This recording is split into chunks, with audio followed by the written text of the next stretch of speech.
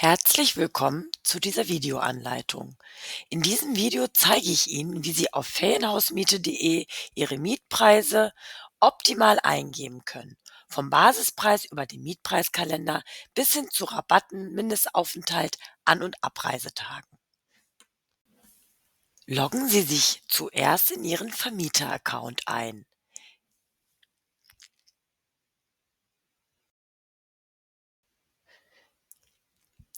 Wählen Sie bei dem Inserat, was Sie bearbeiten möchten, den Menüpunkt Preise aus. Hier unter Preise Basiseinstellungen können Sie grundsätzlich alle wichtigen Angaben zu Ihren Mietpreisen hinterlegen. Ich werde jetzt einmal beispielhaft meine Preise in die Basiseinstellungen eingeben. Allgemeine Angaben. Hier oben lege ich zunächst die Währung fest. In meinem Beispiel Euro. Wir beginnen standardmäßig mit Euro, weil das am relevantesten ist für unsere Webseite. Dann bestimme ich, ob die Preise pro Objekt oder pro Person gelten. Meistens wird hier pro Objekt ausgewählt. Das mache ich in meinem Beispiel auch.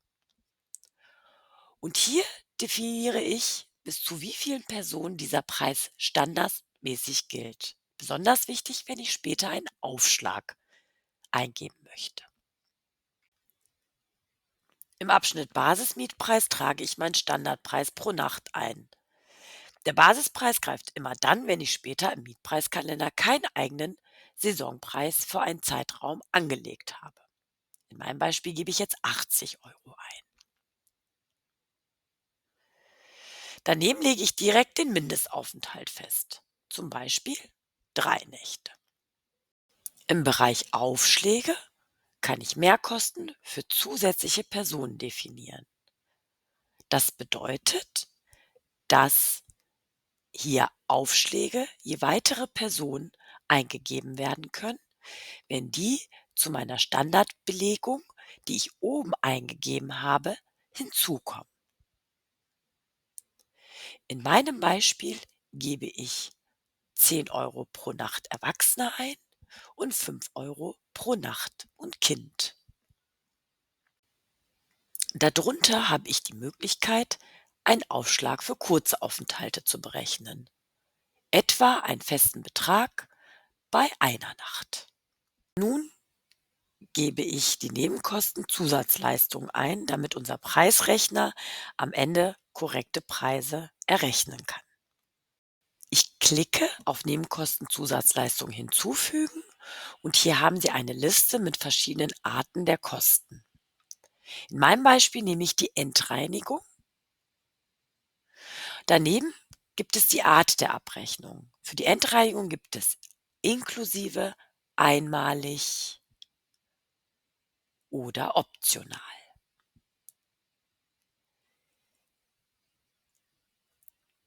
In unserem Ratgeber Berechnung der Nebenkosten können Sie weitere Informationen zu den Nebenkosten erhalten. Ich entscheide mich für einmalig und ändere den Betrag auf 80 €. Unter zusätzliche Informationen zum Mietpreis können Sie alles eingeben, was Sie unter den Nebenkosten oder Preiseingaben nicht erfassen können, zum Beispiel die Kurtaxe.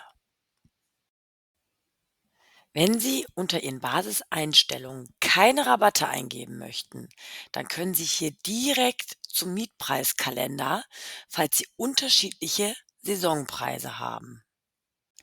An dieser Stelle jedoch möchte ich Ihnen zunächst erklären, wie Sie Rabatte in den Basiseinstellungen eingeben können.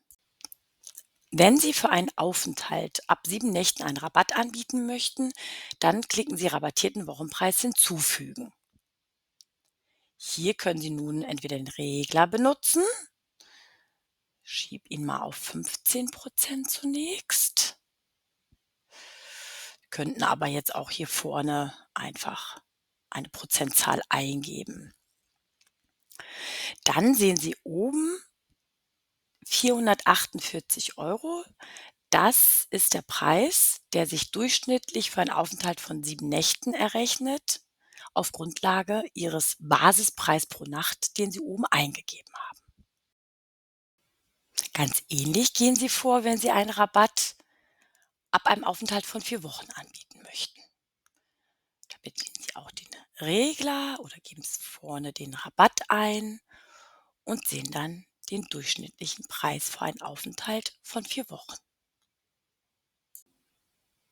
Zusätzlich möchte ich jetzt noch einen Frühbucherrabatt hinzufügen.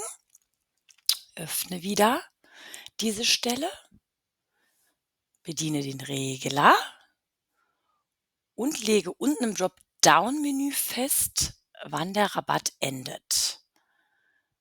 Bei mir sind es 2 Monate vor Ankunft.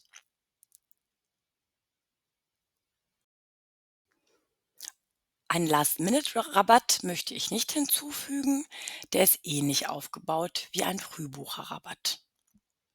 Daher springe ich gleich zum Promotionsangebot, weil ich ein zeitlich begrenztes Angebot hinzufügen möchte. Dafür wählen Sie erstmal den Zeitraum, wann dieses Angebot gelten soll. Bei mir ist es der relativ buchungsschwache November. Da möchte ich ein Herbstangebot hinzufügen und wähle hier wieder über den Regler 10% aus und füge es hinzu.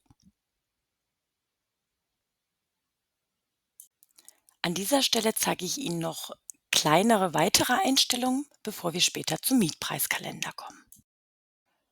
Wenn Sie nicht möchten, dass der Gast am gleichen Tag anfragt und anreist, können Sie eine Vorankündigungszeit eingeben, die größer als 0 ist.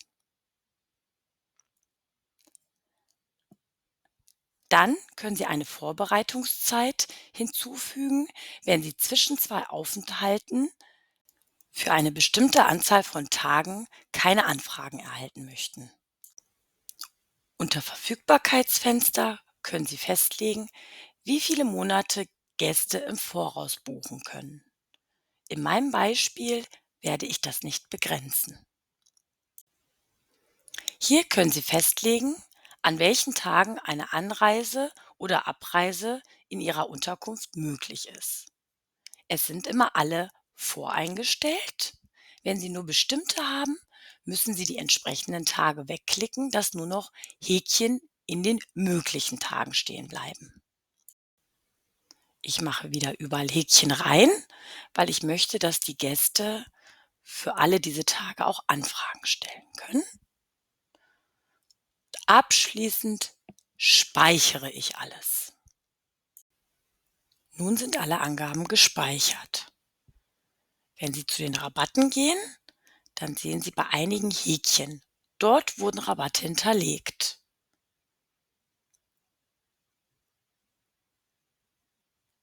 Bei Last-Minute-Rabatt ist kein Häkchen, also gibt es hier keinen Rabatt. Ich möchte nun den Frühbucherrabatt entfernen. Stelle auf 0 und wähle im Dropdown-Menü Bitte auswählen. Danach speichere ich und der Rabatt wurde entfernt.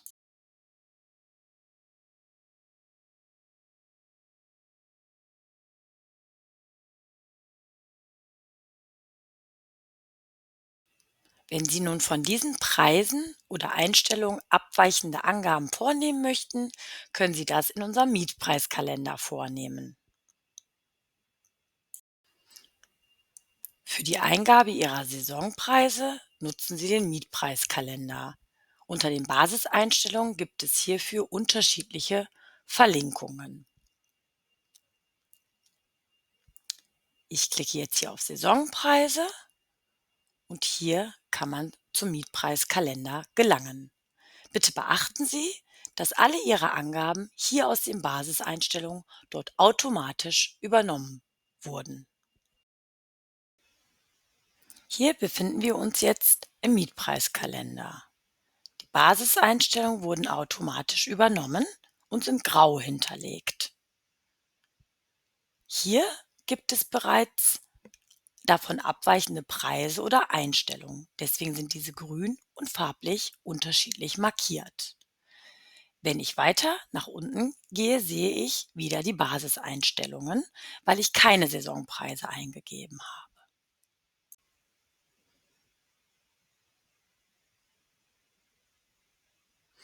Hier im Dropdown-Menü können Sie sich die Preise pro Nacht anzeigen lassen oder den Preis pro Woche, der automatisch aus dem Preis pro Nacht errechnet wird. Sie können sich hier auch den Mindestaufenthalt anzeigen lassen. So sehen Sie auf einen Blick, ob Sie bei verschiedenen Zeiträumen unterschiedliche Mindestaufenthalte hinterlegt haben. Auch die zeitlich begrenzten Promotionsangebote können Sie sich auf einen Blick hier raussuchen. Hier sehen Sie zum Beispiel den November, den wir zuvor in den Basiseinstellungen eingegeben hatten. Jetzt möchte ich meinen Basispreis für einen bestimmten Zeitraum überschreiben bzw. einen neuen Saisonpreis anlegen.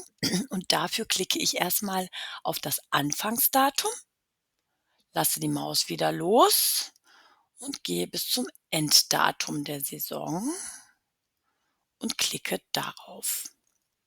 Jetzt haben sich die Saisondaten rechts daneben geöffnet mit dem entsprechenden Saisonzeitraum. Wenn ich das wegklicke, dann ist es wieder weg und ich könnte beispielsweise eine neue Saison auswählen auf dem gleichen Weg. Hier sieht man nun die verschiedenen Eingabemöglichkeiten für die Saisondaten, die ich zuvor im Mietpreiskalender ausgewählt habe.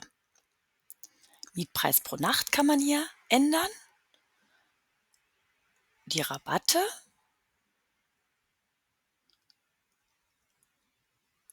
An- und Abreisetage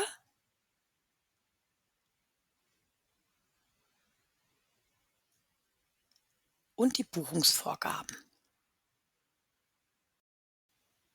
Wenn Sie die gleichen Preise und Bedingungen für mehrere Zeiträume haben, dann können Sie die über Zeitraum hinzufügen.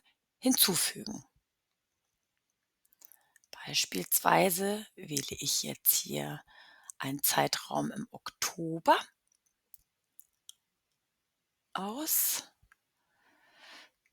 Dann sehen Sie, dass der oben hinzugefügt wurde. Und ich füge noch einen dritten Zeitraum hinzu. Der ist oben jetzt auch hinzugefügt.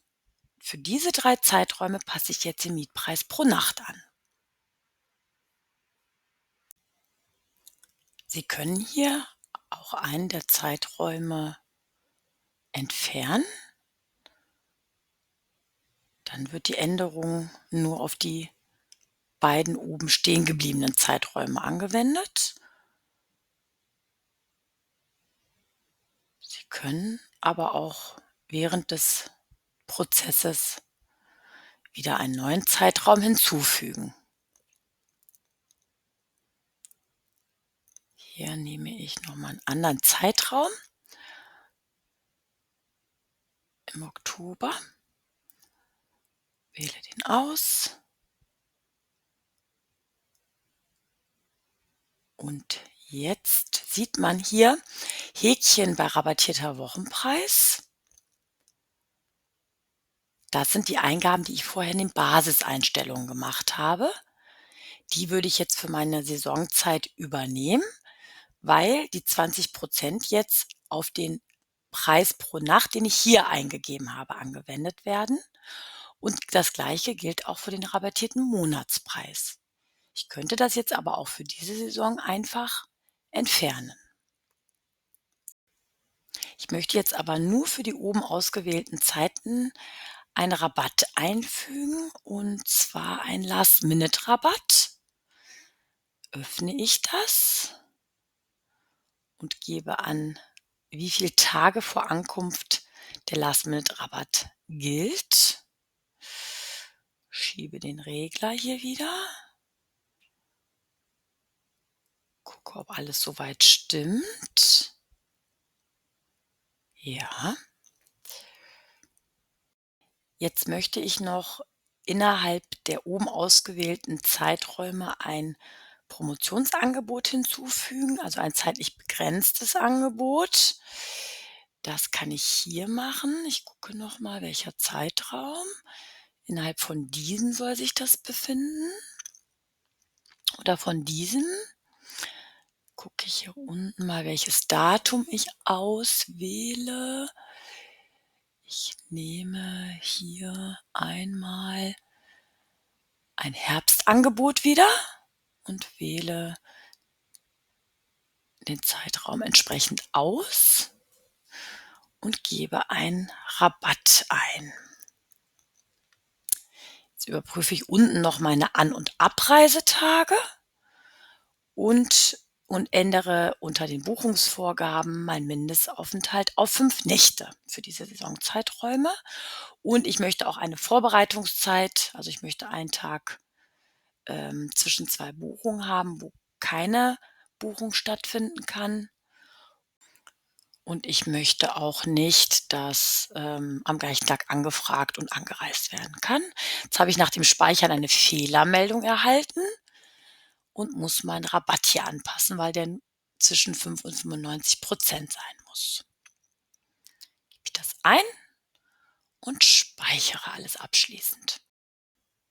Hier im Mietpreiskalender können Sie jetzt nochmal Ihre Eingaben überprüfen und sehen, dass hier einige Zeiträume grün geworden sind mit einem Farbstreifen. Das bedeutet, hier wurde eine Saisonzeit angelegt und die ist hier mit 90 € hinterlegt und entspricht den Zeiträumen, die wir zuvor gespeichert haben. Sagen wir, Sie möchten jetzt in diesem Zeitraum noch mal was ändern, dann können Sie auf den Farbstreifen klicken und genau dieser Zeitraum öffnet sich dann oben und Sie können ganz bequem hier zum Beispiel den Mietpreis pro Nacht ändern.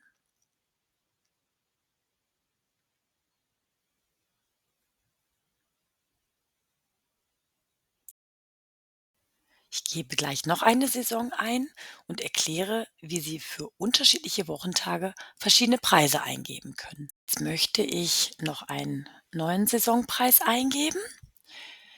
Klicke hier wieder auf das Startdatum und auf das Enddatum.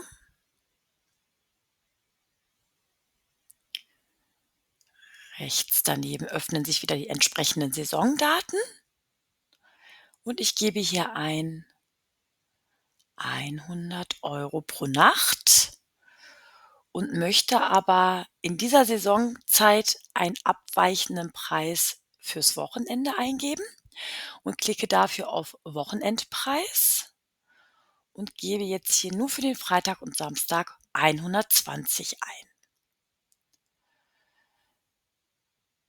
Wenn Sie jetzt auf Mietpreis pro Wochentag klicken, dann sehen Sie, dass für Freitag und Samstag ein anderer Preis hinterlegt ist.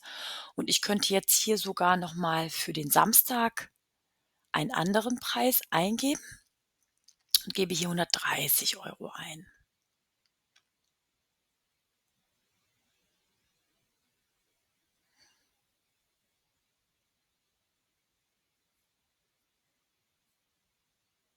Nach dem Speichern sieht man, dass diese Tage nun die unterschiedlichen Preise haben. Jetzt am Ende zeige ich Ihnen noch, wie Sie Ihre Eingaben überprüfen können. Hierfür gehen Sie oben in den Preissimulator. Hier können Sie jetzt einen Beispielzeitraum eingeben. Wählen hier einfach wieder Start- und Enddatum aus. Können Sie auch noch die Gästeanzahl spezifizieren, ob Kinder mitkommen. Dann klicken Sie auf Preise simulieren und hier unten der Buchungspreis, der Ihnen angezeigt wird, ganz am Ende, das ist der Preis, den der Gast dann sieht. Und für Sie oben gibt es noch mal 'ne Aufschlüsselung. Jetzt schließe ich das und möchte noch einen anderen Zeitraum überprüfen. Wähle das aus, gebe hier noch Haustiere an schließe und drücke auf Preise simulieren und weiß so, wie der Preis zustande kommt. Wenn ich hier Fehler entdecke, schließe ich den Preissimulator und kann im Mietpreiskalender oder in den Basiseinstellungen meine Korrekturen vornehmen. Klicken Sie hier zum Menü, um zu den Basiseinstellungen zurückzugelangen, denn hier steht Ihnen auch ein Preissimulator zur Verfügung. Und vergessen Sie nicht, unter Mietbedingungen Ihre Stornierungsbedingungen und Zahlungsbedingungen zu hinterlegen. Ich danke Ihnen für Ihre Aufmerksamkeit. Bis zum nächsten Video.